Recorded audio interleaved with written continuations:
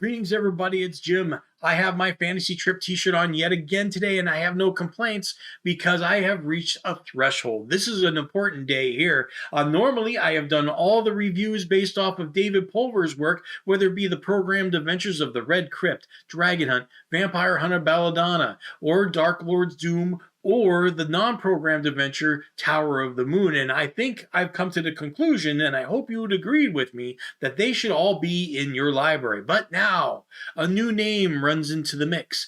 The name Stephen Deadman should be on your lips because, as much as I said before that David Pulver's Dragon Hunt was actually more of a campaign than just a solo adventure, oh no, Stephen Deadman's got something for you. It's not just a solo adventure, it's a Game Master's tutorial. Today, I'm going to be going over with you why you should be using Warlock's Workshop by Stephen Deadman for Steve Jackson Games. All right, so let's go over what the Warlock's Workshop is all about. Now, the thing is that I should first mention, as this is a true solo adventure, meaning you're taking one character. Okay, it's not a group of characters, as Steve Jackson's website does say that programmed adventures aren't necessarily solos because you are having maybe a group of people to play. Whether it's just you alone, it might be solitaire, but it's not necessarily a solo adventure. So it is more, a lot of the other ones are about groups. But this one definitely is a solo where you are getting one character. And the thing is about this one can go anywhere from 34 to 38 points, okay? Definitely a difference in here, but it's going to be a lot different, and I'm going to warn you now. I don't want to spoil anything, but this is the whole idea of why this module is special, is because this is going to focus a lot on actual skills. Okay, it's not going to be like a lot of the other ones where you're so worried about dying that you get all your combat skills up there. You still got to worry about that here too, but your skills are what can get you out of a lot of danger. He does a really great job, and it starts right off the bat, without a shadow of a doubt. Think about things that you wouldn't think of even in programmed adventures. You might think of them at the gaming table, like, no, do I have all this equipment that you might find in the Labyrinth book, right? But you could take a lot of that for granted and say, yeah, I got that. Yeah, I got that. But this one you can't, because you are going to have to worry about encumbrance a little bit and keep track of things, because you're a solo adventurer in this. And let me point out what kind of adventurer you are, okay? There is a wizard, and by the way, add Stephen Deadman to the list of names that conspire against me, but the wizard, the Sijay, freaking Sijay, but that's his name, and he's a wizard slash alchemist that has got a secret laboratory somewhere in the mountains, and you found out the secret location somehow. I couldn't say any more about this because there's not much more to say. It is really, you read a few paragraphs and you're on the adventure already. Okay, there's not really much to say about how you got the information, what you're going to do with it, what kind of person you are. However, this isn't a long lost place of business that his workshop. He's not like he's abandoned it. It's not like ancient lore. He's still using it. So all this information leads to one important question. What kind of jackass is my character going to be, right? Because you're only going there for two reasons: to steal from him and or kill him. Okay, stealing from him is obvious because he has got a lot of treasure, a lot of wild and exotic ingredients, and he gets top dollar for his potions. But also, you could say you might just have to kill him, but you might be out to kill him for whatever reason. And yeah, there's some dark hero stuff here, but generally, no matter which way you slice it, you are pretty much a ne'er-do-well of some sort. And there's a lot of reasons why the adventure itself kind of caters to that a little bit from the choices that are available to you and the people that you meet.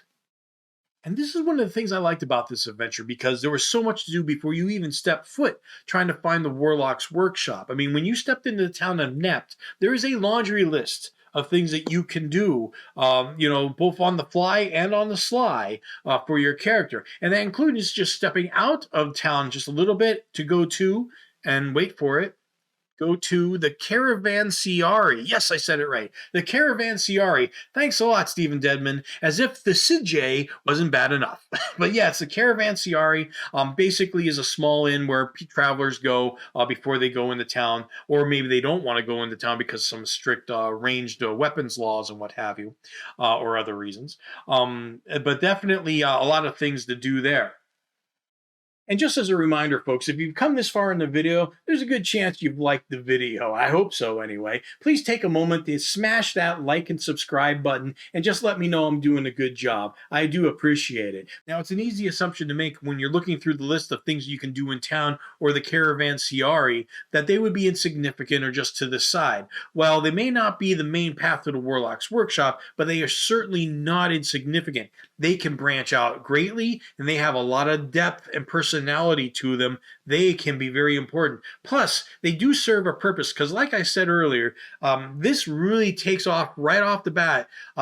Showing you, things that you are taking for granted, equipment you don't have, skills you don't have, and whatever. And you might spend some time. You can't really do too much about the skills you've chosen by the time you started the adventure, but you can do something about the equipment and give it some more thought. And you might have to stay in town to get a few jobs to be able to buy a few things, because that's going to be important. Because he does this a lot in these adventures. About skills and tools and equipment and such, and all kinds of things like that, in just subtle, small ways, and making your life easier or more difficult, whether you have things or not. Okay, this is going to be, you really have to go down to it and play the game as if you were playing at a table with friends.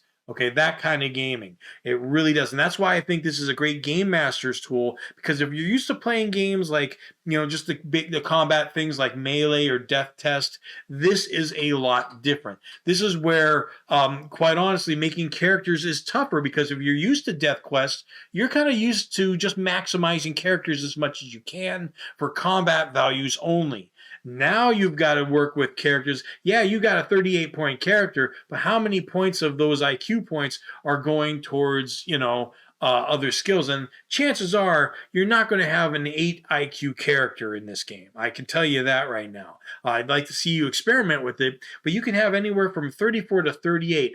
I played with a 38 just because I wanted to do it and I wanted to be skilled. I still had a hard time because when you're putting those extra slots, those IQ slots for skills, especially if you're a wizard,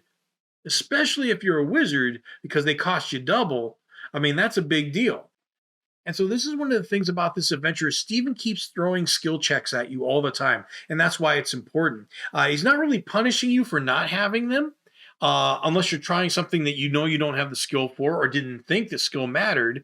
He's actually rewarding you for having the skill, and you should. Any other campaign other than a combat campaign, you should definitely, as a game master, reward your players for taking skills, because otherwise, why would they take them? Nobody wants to spend a point that's never going to be used or only used once or twice. Right? He is constantly throwing them at you, and you will use them again and again, depending on what you're doing. Okay, but there is a lot of repeat opportunity for the use of skills, and it's quite an eye-opener. So the last thing I'm going to speak about is a rule that is actually ignored for a large part by the majority of role players, or it's taken very lightly, where here in the Warlock's Workshop is a great example of why it's a fun rule, and that is of encumbrance, because you can't have it all. If you're talking about being able to keep your movement going, now like in Death Test, they just said, yeah, you can basically have up to 3 weapons, because it's a combat campaign, right? 3 weapons, and if you carry a gold bar, your movement goes down by 1, which is fine for that. That is fine. Here it's a little different because it matters so much what you carry with you that, you got to make a decision and think ahead and really think about what you're about to encounter or what kind of challenges you're going to face ahead of time.